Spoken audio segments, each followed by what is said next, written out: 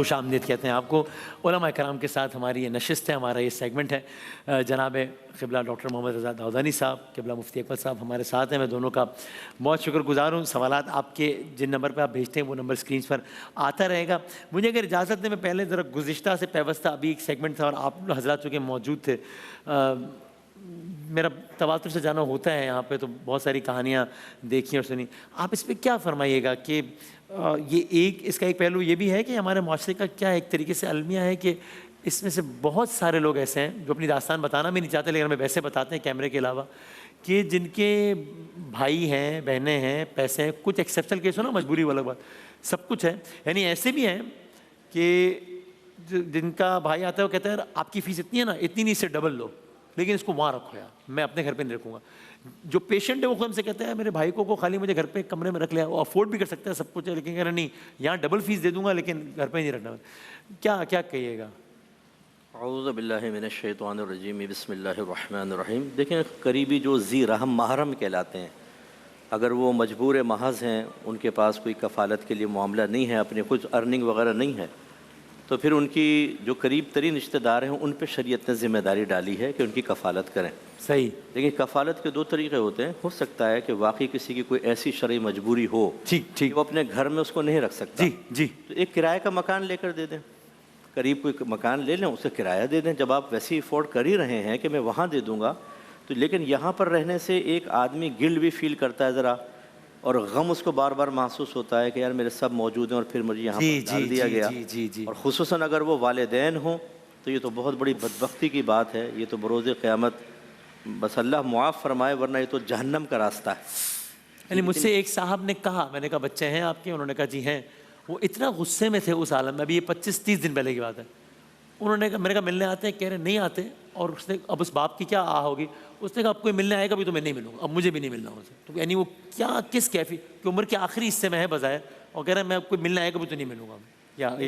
ہم بھی چونکہ اسی معاشرے کا حصہ ہیں نا، پبلک میں رہتے ہیں بہت، آپ لوگ تو ابھی آپ نے اولڈ ہاؤس کا بتایا، ایک بوڑھے باپ نے مجھے ایک تقریب کے اندر کھانا کھاتے ہوئے کہا کہ مفتی صاحب یہ سنا ہے کہ اگر اولاد نافرمان ہو تو اللہ تعالیٰ دنیا میں سزا دیتا ہے، میرے بیٹے کو سزا کیوں نہیں مل رہی؟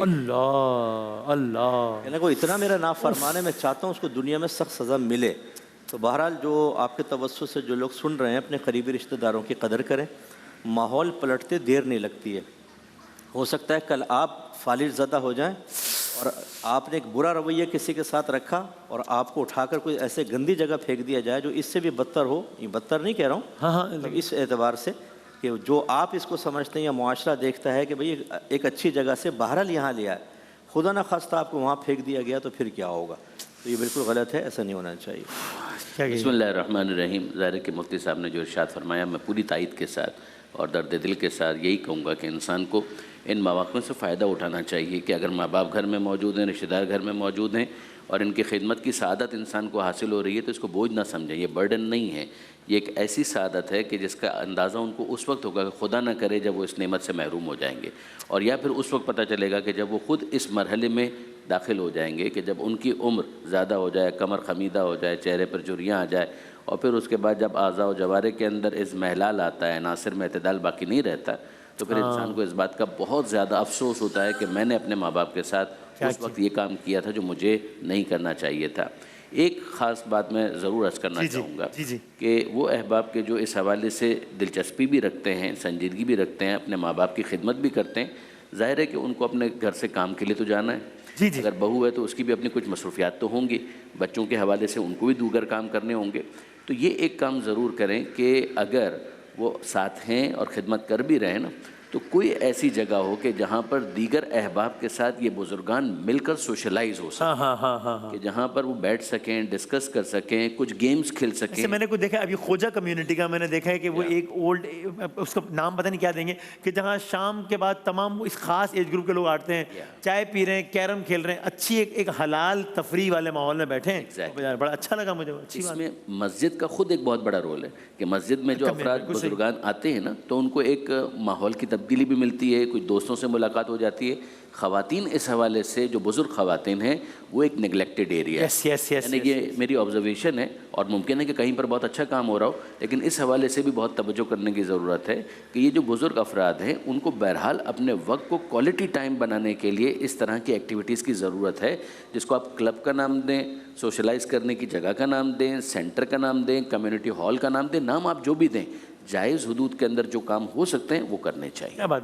مفتی صاحب یہ بات نکلی ہے تو اس پہ آپ فرمائیں گے کہ اکثر ایسے کیسز بھی دیکھیں کہ اگر کسی کے شریک حیات کا انتقال ہو گیا, مرد یا عورت, عمر کے خاص حصے میں اگر کراس کر گیا 40+ یا اس کے بعد وہ بیچارہ, اگین اس میں مجھے لگتا ہے خواتین زیادہ یہ فیس کرتی ہیں کہ اب یعنی کوئی یہ سوچتا ہی نہیں ہے کہ اس کی ہر حوالے سے ایموشنلی بھی, اور باقی ایک اس کی کچھ ضروریات ہیں ان کو ایک حلال رشتے میں, ایک نکاح کے اس میں, بلکہ اگر ایسی کوئی خاتون کر لیں, خاص طور پہ خاتون, تو پیچھے باتیں ہوتی ہیں کہ دیکھو یہ بڑی بی کے تو شوق ہی پورے نہیں ہو رہے, 45 میں نکاح فرمائے, مطلب اس طرح کے جملے ہوتے ہیں. آپ کیا کہیے گا اس پہ؟ بالکل یہ غلط سوچ ہے. ہمارے اگر مذہب اسلام کی تعلیمات کی روشنی میں دیکھا جائے تو مذہب تو اس چیز کی تعلیم دیتا ہے کہ اکیلے رہنے سے اور بے سہارا رہنے سے بہتر ایک تحفظ حاصل کیا جائے. صحیح. اور اس میں گھر والے ہی کردار ادا کریں.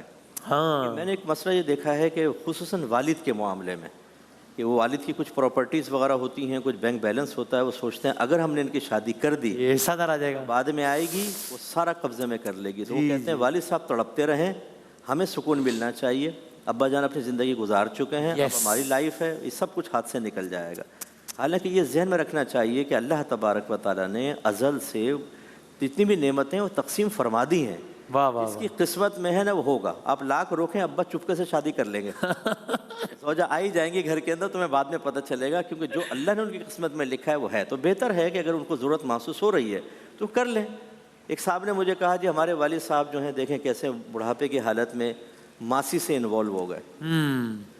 تو میں نے ان کے والد صاحب پہ نہیں, میں نے ان پر کہا, میں نے کہا کیوں انوالو ہو گئے, آپ نے کبھی غور کیا اس بات کے اوپر؟ ایک آدمی کا جیسا آپ نے کہا تقاضائے نفسانی ہوتا ہے, وہ اپنے بچوں کے سامنے کہتے ہوئے شرمائے گا. اب وہ خود سوچنا چاہیے تھا کہ اگر واقعی ایسا ہے تو آپ ٹھیک ہے ان کی شادی کروا دیں کسی کے ساتھ, کوئی بیوہ ہو, کوئی بانجھ خاتون ہو, چلو بچے نہ ہوں, اس طرح کے کچھ بھی کر کے ایک سہارا تو ہو. اب رات کے 2:30 بجے اگر ان کو سینے میں درد ہو جائے تو وہ دروازے بجائیں گے بچوں کے کہ بیٹا باہر آ جاؤ. اور اگر 2 دفعہ بجائے تو تیسری دفعہ بہو کہے گی اس کو باہر نکالو, بھائی ہماری نیندیں خراب کر رہے ہیں. تو کوئی نہ کوئی ان کا ایک سہارا ہونا چاہیے. بالکل اس میں تائید ہے آپ کی بھی اس میں 100%. آپ اگر دیکھیں تو قرآن مجید میں جو پروردگار عالم نے سورہ نور کی بہت معروف آیت ہے کہ وَأَنكِحُوا الْأَيَامَ مِنكُمْ وَالصَّالِحِينَ مِنْ عِبَادِكُمْ وَإِمَائِكُمْ, کہ نکاح کا اہتمام کرو, کوشش کرو. اس میں لفظ ایامہ جو یہاں پر استعمال ہوا ہے اس کے اندر بڑی وسعت ہے. یعنی صرف ایسا نہیں کہ جو آلریڈی ابھی بیچلر ہیں ان کی شادی کرو, بلکہ اگر کسی وجہ سے کسی شریک حیات کا انتقال ہو گیا ہے, بیوہ ہو گئی ہیں, یا زوجہ کا انتقال ہو گیا, خدا نہ کرے طلاق ہو گئی ہے جس کی وجہ سے یہ الگ الگ زندگی گزار رہے ہیں, تو زندگی تو ختم نہیں ہو گئی. تو بہرحال صرف جنسی تقاضے نہیں ہوتے. ایک انسان کو گفتگو کرنے کے لیے ایک سامع کی ضرورت ہے کہ جس سے وہ اپنی بات کہہ سکے, گفتگو کر سکے. آدھی رات کا سہارا ایک محاورہ ہے, آدھی رات کا سہارا, جس کے لیے بھی مفتی صاحب نے بہت عمدہ ایک تمثیل بیان کی, 2:30 بجے رات. تو یہ اگر ایک انسان کو مل جائے تو واقعاً اس کی زندگی کی جو کوالٹی ہے وہ بہت بہتر ہو جاتی ہے. اس کو صرف اس طریقے پر حمل کرتے ہوئے, اور وہ بھی اگر تقاضا ہو تو کوئی شریعت میں منع نہیں ہے, بلکہ اس کو اپریشیٹ کیا گیا ہے, لیکن یہ جو دوسرے معاملات ہیں ان کو بھی پیش نظر رکھیں. بالکل سے. ہم 1-2 سوالات کی بس گنجائش بنے گی. ایک چلائے گا, مفتی اکمل صاحب بتائیں گے انشاءاللہ. چلائے گا سوال. میرا سوال مفتی صاحب سے یہ ہے کہ کیا کوئی بھی اپنے سگے بھائی کو زکوٰۃ کے پیسے دے سکتا ہے, یا اگر دے سکتا ہے تو اس کو بتا کے دینا چاہیے, یا بغیر بتائے کے بھی دے سکتے ہیں؟ صحیح ہے, ٹھیک ہے. مختصر یہ کہ بالکل سگے بھائی کو دے سکتے ہیں, اور زکوٰۃ کا بتا کر دینا ضروری نہیں ہے. قلب میں زکوٰۃ کی نیت ہو, آپ عیدی کہہ کر, تحفہ کہہ کر, گفٹ کہہ کر بھی دے سکتے ہیں. جی سر. اگلا سوال چلے گا, داؤدانی صاحب سے پوچھیں گے انشاءاللہ. السلام علیکم. میری بیٹی حافظہ بھی ہے, عالمہ بھی ہے, اور اس کے رشتے کے لیے میں نے آپ سے بات کرنی ہے کہ آپ علماء کرام سے پوچھ کے تو کوئی وظیفہ ہمیں بتا دیں کہ میری بیٹی کا اچھا اور نیک اللہ پاک سبب بنائے. یار کئی ماؤں کا یہ سوال ہوگا. یہ بنیادی طور پر دعائیں تو ظاہر کہ مؤثر ہیں, اور ان کو بالکل پڑھنا بھی چاہیے. ماہ مبارک رمضان ہے, ہر ساتھ اور ہر لمحہ اس قابل ہے کہ انسان اپنی دعا خدا کی بارگاہ میں رکھے. خاص طور پر جو نماز کا وقت ہوتا ہے, یعنی خاص طور پر ماہ رمضان میں جو نماز کا وقت ہوتا ہے, نماز کے وقت کے بعد پیغمبر اکرم صلی اللہ علیہ وآلہ وسلم کی تاکید ہے کہ اس موقع پر اپنی دعائیں خدا کی بارگاہ میں پیش کرو۔ اسی طرح سے جو افطار کا وقت ہوتا ہے، افطار کے وقت یہ روایت کے اندر آیا کہ یہ وہ موقع ہے کہ جس موقع پر کی گئی دعا پروردگار عالم رد نہیں کرتا، تو ان مواقعوں کو بھی انسان استعمال کرے اور اپنی دعا خدا کی بارگاہ میں پیش کرے۔ شب قدر آنے والی ہے، امکانی طور پر عیسائی ان راتوں کے اندر اپنی اس دعا کو خدا کی بارگاہ میں پیش کیا جائے، اور پھر اس کے علاوہ اگر دعا کی قبولیت کے لیے قرآن مجید کے کسی سورے کو وہ پڑھنا چاہیں تو سورہ فاتحہ بہت مؤثر ہے۔ حالانکہ چونکہ سورہ فاتحہ عام طور پر سب کو یاد ہوتا ہے تو وہ کہتے ہیں کہ نہیں کوئی اور چیز سورہ فاتحہ بہت مؤثر ہے، اس کا بہت امپیکٹ ہے۔ پروردگار عالم نے جس سورے سے اپنی کتاب کا آغاز کیا ہے، اگر اسی سورے سے ہم اپنی دعا کا آغاز کریں تو کتنا مناسب اور مفید ہوگا۔ اس کے علاوہ بھی جو بعض دعائیں خاص طور پر وارد ہوئے ہیں، دعائے مشلول، اس کی بڑی تاکید ہے ہمارے یہاں کہ دعائے مشلول مولا نے تعلیم کی ہے، اس کو پڑھا جا سکتا ہے، دعائے کمیل پڑھی جا سکتی ہے، اس کے ضمن میں پروردگار عالم کی بارگاہ میں یہ دعا مانگی جا سکتی ہے۔ مفتی صاحب اس میں آپ اختتامی آپ بھی فرمائیے۔ میں بہن کے اطمینان قلب کے لیے عرض کرتا ہوں کہ دیکھیں اللہ تبارک و تعالیٰ نے ازل سے ان چیزوں کے فیصلے فرما دیے ہیں، کس کی شادی کس کے ساتھ ہوگی، اور وہ ظالم نہیں ہے، وہ عادل ہے، وہ بھولتا نہیں ہے، وہ کسی کے ساتھ ناانصافی نہیں کرتا، بالکل عدل سے فیصلے فرماتا ہے۔ اس کا مطلب ہے کہ کوئی شادی میں تاخیر ہوتی ہے تو اللہ تعالیٰ کی مصلحت صحیحہ کی بنا پر ہے۔ تو ایک چیز تو اللہ کی رضا پر راضی رہیں کہ اللہ تعالیٰ جیسے تو رکھے ٹھیک ہے، لیکن چونکہ اسباب ظاہریہ کا اختیار کرنا سنت رسول ہے، سنت صحابہ، سنت اہل بیت ہے، اس کی سنت کی نیت سے اطمینان قلب کے ساتھ کریں۔ اب موافقت ہو گئی اللہ کے فیصلے کے ساتھ تو بہت اچھا ہے، اور اگر وقتی طور پر جو ہم چاہ رہے تھے نہیں مل رہا تو ہم یہی کہیں کہ اللہ تعالیٰ ہم تو تیری رضا پر راضی ہیں۔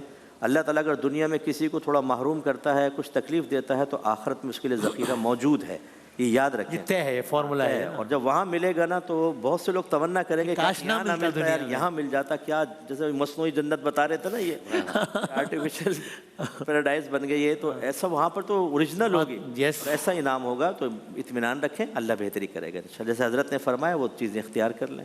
جزاک اللہ ٹھیک، بہت بہت نواز۔ اور آپ نے ٹھیک کہا، اس سورہ فاتحہ کے حوالے سے میں یہ کہ وہ بتاتے ہیں تو کہتے ہیں اچھا نہیں یہ تو ٹھیک ہے، کچھ اور تو بتائیں۔ انہیں کو اگر آپ بتائیں نا کہ یہ 4 بکریاں اور وہ سارا ہے نا، ہم کہتے ہیں کچھ بھی نہیں ہے، جیسے کہتے ہیں جادو ہے، کچھ بھی نہیں ہے، کہتے ہیں انہیں کچھ دیکھیں، ذرا غور سے دیکھیں، انہیں بتاؤ کہ سفلی ہے، تمہاری آنکھ پھٹنے والی ہے، تمہارا باپ مرنے والا ہے، تمہارا ایکسیڈنٹ ہونے والا ہے، پھر کہیں گے اوکے، وہ کہیں گے کہ جب مفتی صاحب کامل و اکمل ہے۔ بہت شکریہ تمام علماء کرام کا، بہت شکریہ۔ ایک بریک کے بعد اپنے قصے کے سیگمنٹ کے ساتھ ہم حاضر ہوتے ہیں انشاءاللہ۔